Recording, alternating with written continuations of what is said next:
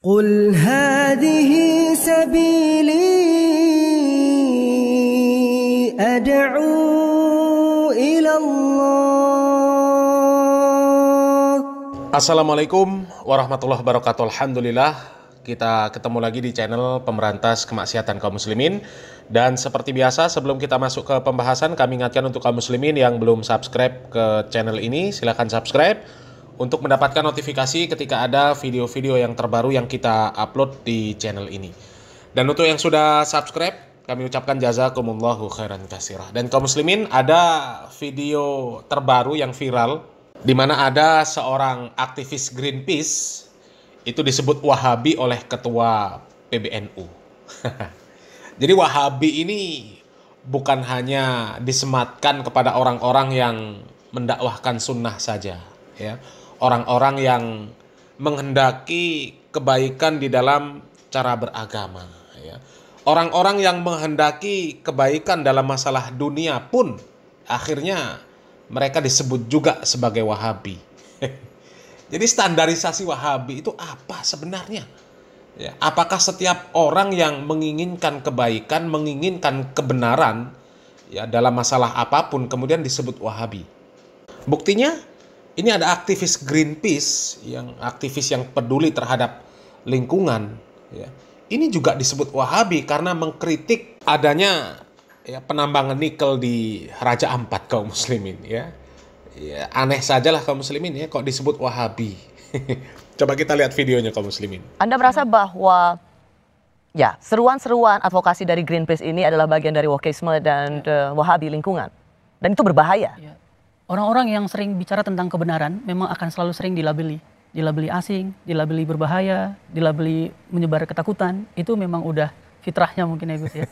Betul, ya. Kalau ada orang yang bersuara menyuarakan kebenaran, ya, terlebih dalam syariat Islam, itu disebut Wahabi, ya. Coba ada orang yang mengkritik praktek-praktek sholawatan ketimpringan, mengajak untuk bersolawat sesuai dengan tuntunan Nabi, disebut Wahabi, ya.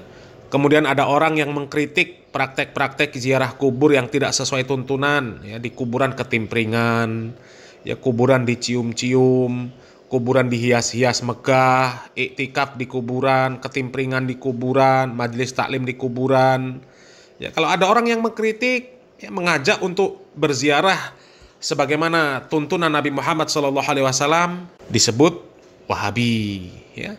Dan ya masih banyaklah contoh-contoh, ya, di dalam agama Islam. Kalau ada orang yang bersuara tentang kebenaran, mengajak kepada perbaikan, mengajak kepada ajaran Islam yang benar sesuai dengan tuntunan Nabi Muhammad SAW, disebut Wahabi.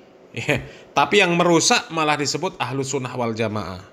Ya. Dan ternyata sebutan Wahabi juga ada untuk masalah dunia juga, ya. Ini aktivis lingkungan pun disebut Wahabi lingkungan.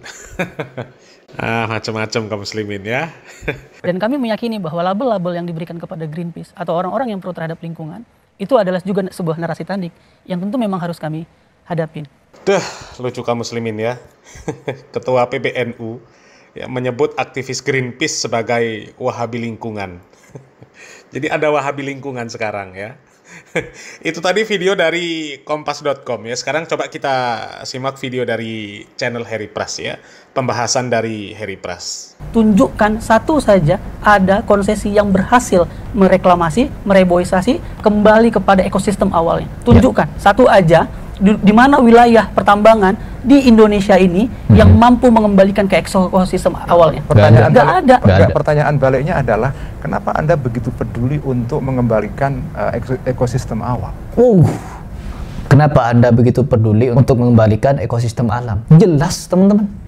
Ketika seorang praktisi agama yang seharusnya dia lebih paham terhadap situasi alam, bahwa alam ini butuh keseimbangan, alam ini butuh penghijauan, alam ini juga butuh nafas segar maksudnya. Tapi apa pendapat beliau? Kenapa kamu memikirkan seolah-olah penting menjaga ekosistem? Perhatikan teman-teman, Islam ini rahmatan lil alamin, rahmat bagi seluruh alam. Jadi bukan cuma manusia yang membutuhkan ketenangan, kenyamanan, dan lain sebagainya. Hewan juga butuh. Ketika penambangan terjadi di mana-mana, apa imbasnya bagi alam? Apa imbasnya bagi satwa liar? Mereka kehilangan rumahnya, mereka kehilangan habitatnya, mereka kehilangan apa yang menjadi kebiasaannya sehari-hari. Ketika mereka di hutan, sama halnya seperti kita. Ketika rumah kita dihancurkan gitu ya, mau kemana kita? Mau tinggal di hutan? Nggak kuat. Kenapa? Kulitnya bukan seperti kulit binatang, yang memang mereka ini membutuhkan tempat-tempat dingin seperti di hutan sana. Kalau manusia nggak bisa survive, teman-teman, tanpa menggunakan alat yang mendukung, pakaian mendukung. Kalau binatang, ya memang mereka butuh. Kalau binatang disuruh hidup di perkotaan, bagaimana jatuhnya? Ya, binatang-binatang seperti kera, babi hutan gitu ya, rusa, kijang, harimau, suruh pindah ke kota semua. Karena apa? Hutannya mau ditambang.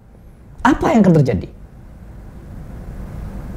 Ya, nanya dia, Gus, yang katanya anak kiai, paham agama, tapi tidak paham dengan ekosistem alam. Apa ini? Pantaskah dia menjadi ketua NU? Ketua NU apa? Mau memindahkan satwa-satwa liar itu ke kota-kota, ke rumah-rumah warga. Gajah, ya gajah-gajah mau dipindah ke kota. Karena apa? Hutannya mau dinikmati hasil alamnya, ditambang, di ini, di itu. Mikir. Ya, kalian juga sebagai anak bangsa, saya berikan apresiasi kepada pemuda ini yang berani speak up meskipun melawan seorang Gus. Karena apa? Doktrin di Indonesia, ketika orang sudah bergelar Gus Habib Kiai, hormat, keras, tegak lurus, nggak boleh dikritik. Ketika dikritik, sampai mana ngajimu? Sudah sejauh apa kamu ngaji? Sudah sekental apa ngopimu? Goblok! Pantas nggak dijuluki Sontoloyo? Saya nanya nih, saya tidak mau mengucapkan sudah, karena banyak yang keberatan dengan ucapan itu, ya sudah. Karena kita butuh, Gus. Loh, maksudnya kita butuh. Maksudnya dibiarin dan itu rusak. wajib, Gus. Bukan begitu. Bukan begitu. Ini saya ambil analogi lain. Analogi lain. Saya waktu kecil di kampung saya menikmati ekosistem yang baik. Pohon banyak, sawah banyak. Sekarang karena pertambahan penduduk, ekosistem itu hilang. Anak saya tidak lagi bisa menikmati itu. Gus, tidak head to head dibandingkan dengan pertumbuhan penduduk. Karena eskapator dengan manusia, emisi yang dikeluarkan beda, Gus. Satu orang, Gus, hanya bisa menebang satu pohon misalnya dalam satu hari, tapi eskapator bisa menebang ribuan hektar dalam satu hari. Itu enggak head to head, Gus. Ini yang saya sebut dengan Wahabisme itu. Tuh, ketika kalah argumen, orang-orang semacam Gus ini, Gus-Gusan seperti ini pasti ke Wahabi. Padahal gak ada konteksnya. Tidak ada hubungannya antara nikel, ya, pertambangan dengan Wahabi. Ya, kaum muslimin, ya ini aneh sajalah kaum muslimin ya kalau masalah seperti ini kemudian dikait-kaitkan dengan istilah Wahabi.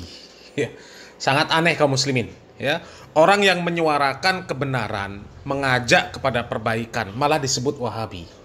Bahkan bukan dalam urusan agama saja, urusan dunia pun, urusan tambang pun ya tetap ada juga yang disebut Wahabi. Ya, kalau menentang kerusakan Wahabi. Konyol ya.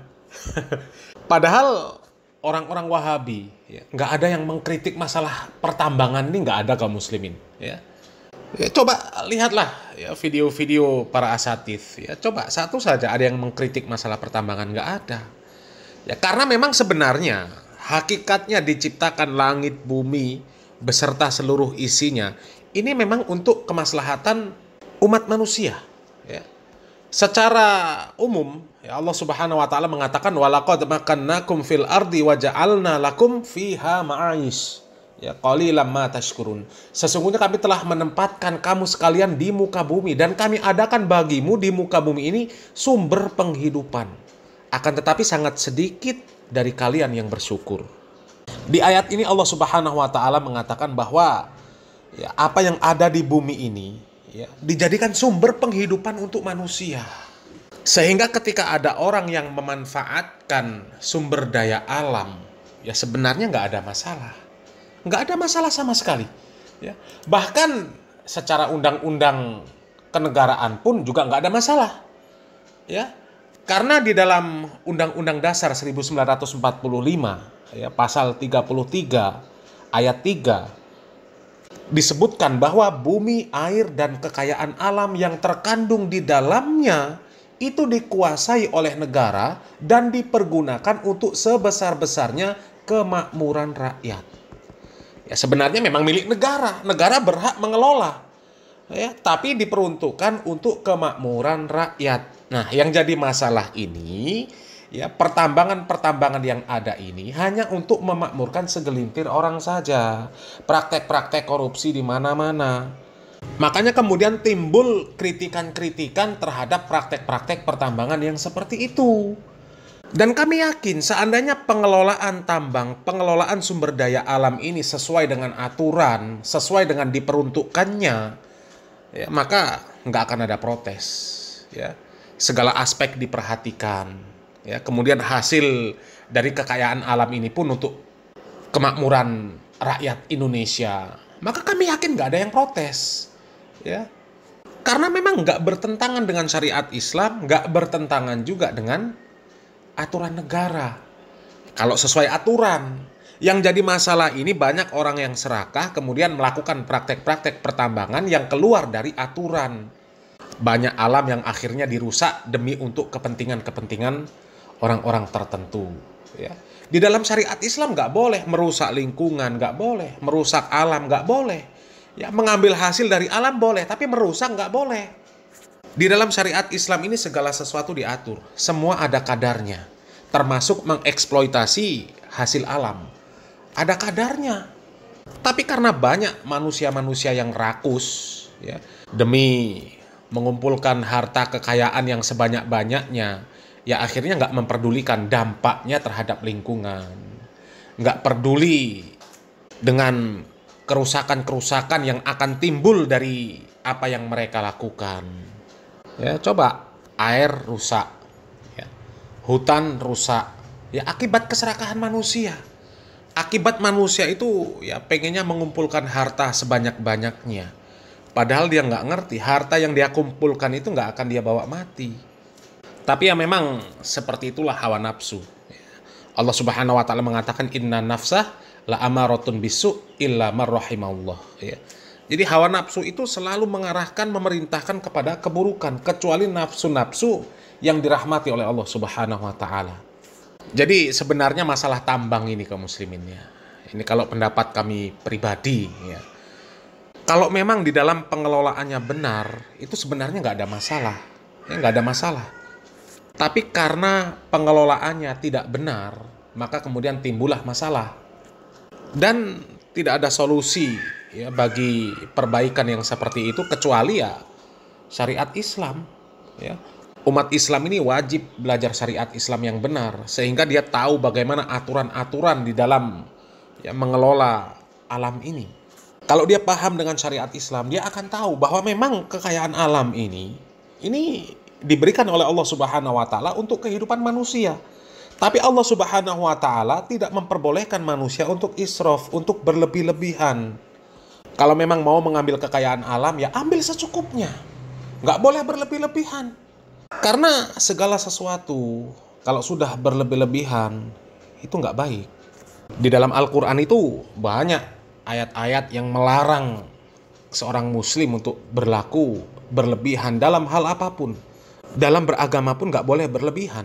Dalam makan dan minum nggak boleh berlebihan. Meskipun kita punya makanan banyak, minuman banyak, tapi nggak boleh berlebihan, secukupnya.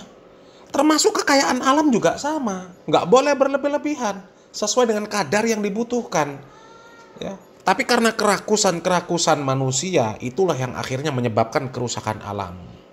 Tapi anehnya justru orang yang mengajak untuk perbaikan malah disebut dengan Wahabi. Masa orang yang mengajak perbaikan disebut Wahabi, ya? Orang yang melarang laki-laki dan perempuan non-mahram bersalaman, ya, disebut Wahabi. Orang yang mengkritik ketika terjadi kemaksiatan disebut Wahabi, ya. Mengkritik orang yang tidak menutup aurat disebut Wahabi, ya. Mengkritik orang-orang yang malas sholat berjamaah disebut Wahabi. Mengkritik orang-orang yang sholawatan ketimpringan laki-laki perempuan jogetan campur baur disebut Wahabi. Jadi setiap orang yang menyerukan kebaikan disebut Wahabi. Ini aneh, ya. Aneh.